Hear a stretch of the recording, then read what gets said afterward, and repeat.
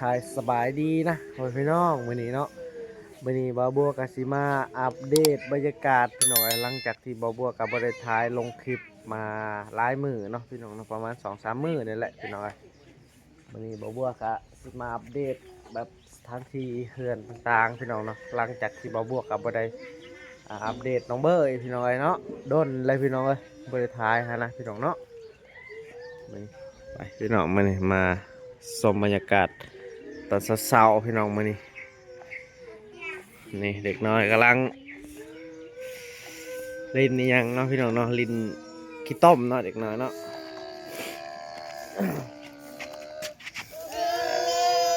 พักกินสบายดีพักกิน FC ไว้สบายดีปลาลงไว้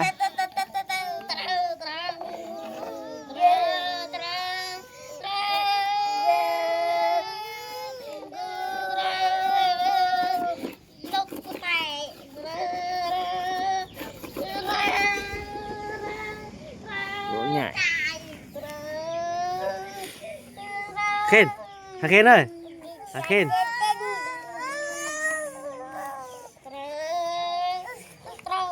เฮ้ยอย่าลินกี่ต้มพักเคน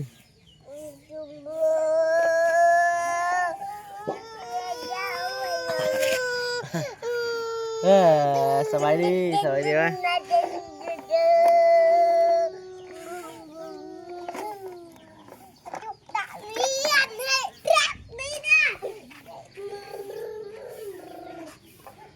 บรรยากาศตอนเช้าๆพี่น้องก็สิประมาณนี้เนาะ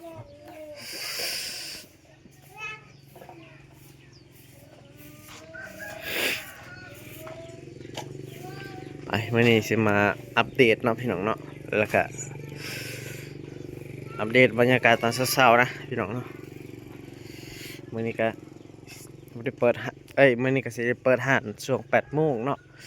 ว่าสิเปิดห้านแต่เช้าแต่ว่ามันหนาวเลยพี่น้องครับเปิดแต่เช้าก็บ่ไหวเนาะ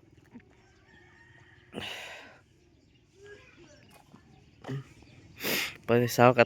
ตัดผมบ่ได้นะพี่น้องหนาวเนาะมือแข็งนะ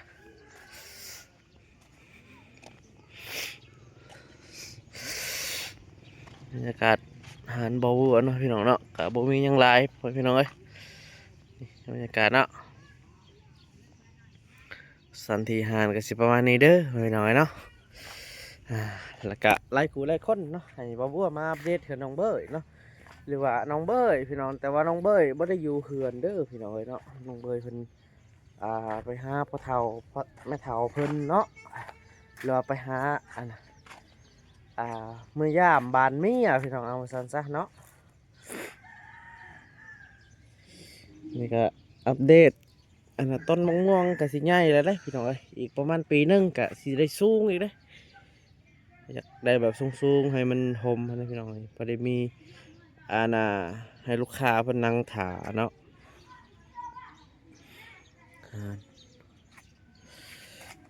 เอาแบบบ้านๆนะหารก็ได้เนาะ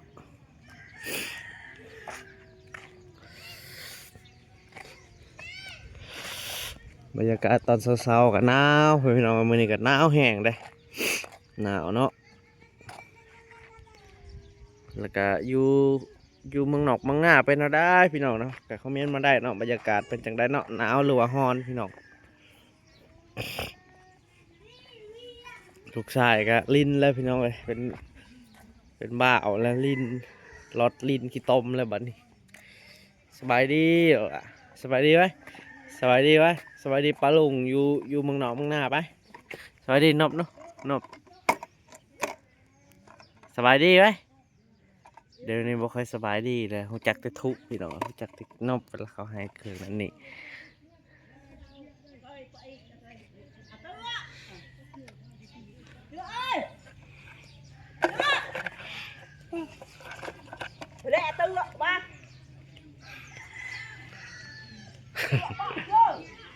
บานนะพี่น้องเนาะเอาสบายดีป้าลุงไว้สบายดีลูกสบายดีน้องลูกสบายดีป้าลุง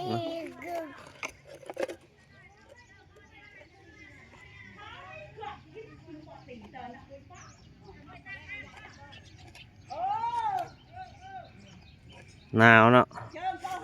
ขึ้นตะขึ้นโอ้อย่าลืมกีตาร์สวัสดีไว้ล่ะสวัสดีFCไปลินแล้วพี่น้องลินรถลินยังละบัดเหนียว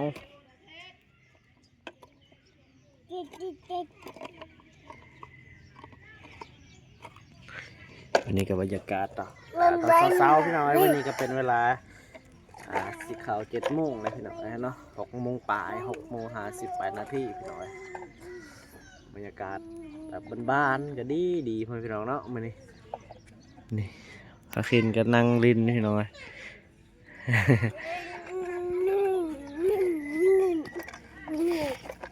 สวัสดีป้าลุงไหมสบายดีจะไปมาพี่รถเหยียบได้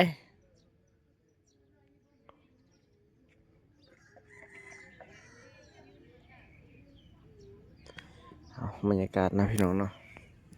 วันนี้ก็ได้ไปอัปเดตน้องเบย์เนาะพี่น้องแล้วก็ไม่ได้ไปจอเพื่อนเพิ่นดอกพี่น้องเนาะแล้วก็ทั้งน้องเพิ่นก็บอกอยู่พี่น้องว่าให้ไปจอบให้แน่เพิ่นแต่ว่าบ่ว่าก็บ่มีเวลาพี่น้องแต่ก็บ่เป็นหยังหรอกเพราะว่าเพิ่นล็อกเฮือนเรียบร้อยเนาะก่อนเพิ่นสิพยายามแม่ทั้งเมียเพิ่นพี่น้องเนาะผมก็ยุ่งอยู่พี่น้องยังบ่ทันได้อาบน้ำนะ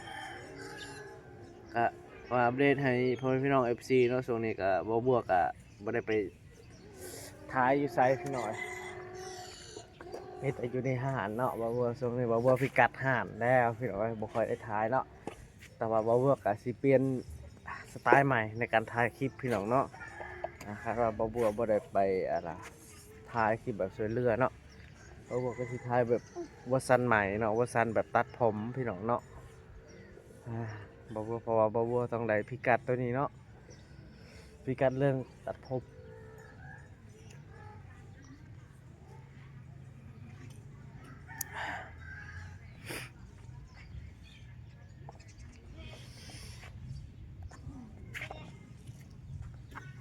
นี่เนาะเสานี่สิล่มเลยเนาะคอยเบิ่งขึ้นมาเพราะว่าสายตัวนี้มันโยดไปจังซี่เนาะมันแบบอ่อนๆเนาะคันมันสิล่มทับหานบาบัวนี่แหละพี่น้องทับนี่ก็ตายแท้ๆแล้วค่อยไผสิสอดหัวค่อยแหละพี่น้องนี่ถึงน้ำบาบัวก็เฮ็ดเรียบร้อยเนาะพี่น้องเนาะ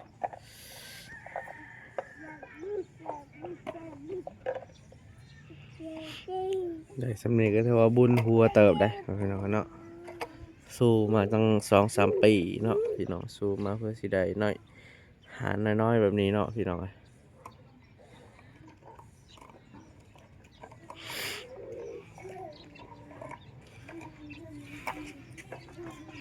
อย่าลิ้นยังเรืออีกทั้งหน้าเนาะแล้วก็ทั้งค้างบ่อยากได้เนาะยังอยากได้หาทั้งหน้าเกาะเถิบออกไปทั้งหน้าให้มันทมพี่น้องแล้วก็ทั้งค้างเปิดหานขายเครื่องเนาะขายน้ำดื่มบ่พี่น้องแล้วก็ทั้งในยังสิปรับปรุงใส่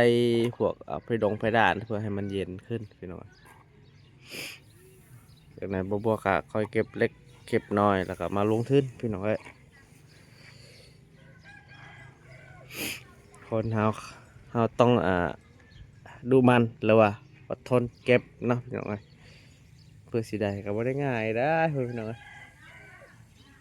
ต้องดูมันอดทนแน่พี่น้องเนาะคันเฮ็ดยังกันได้อดสมได้กินหวานอดทนทานผลงานเฮาก็สิสำเร็จพี่น้องเนาะตะกี้แห้งน้อยเนาะหันตะกี้เปิดอยู่พุ่นเนาะตั้งแก่นั่นเนาะแต่ว่าลูกค้าก็เต็มเลยพี่น้อง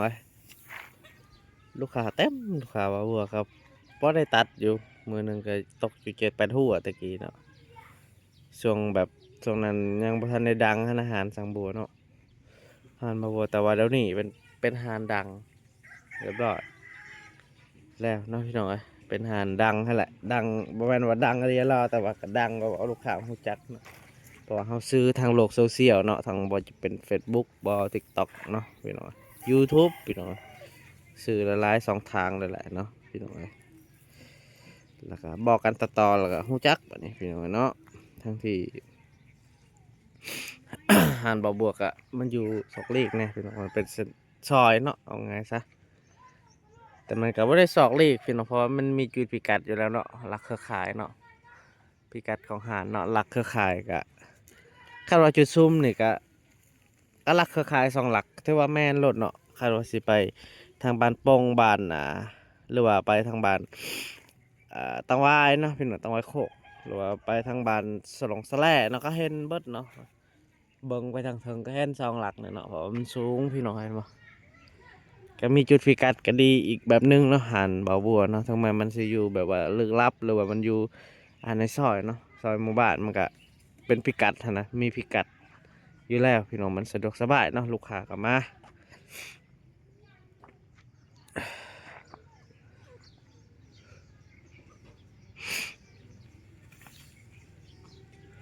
โอ้ยลิ้นขี้ตมแล้วบัดนี้เอ้ยอย่าได้กินเปื้อนโอ้ยไปมือไปมือ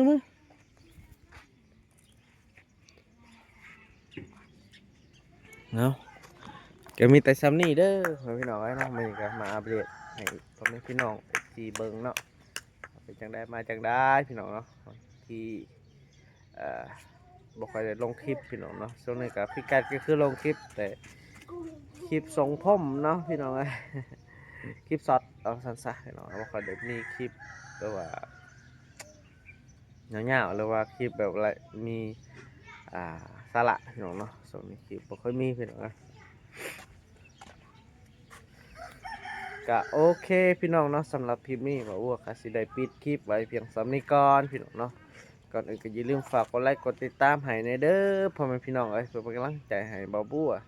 เฮ็ดคลิปต่อๆไปพี่น้องเอ้ยสำหรับคลิปนี้บ่าวก็สิขอกล่าวคำว่าสบายดีพี่น้องเนาะ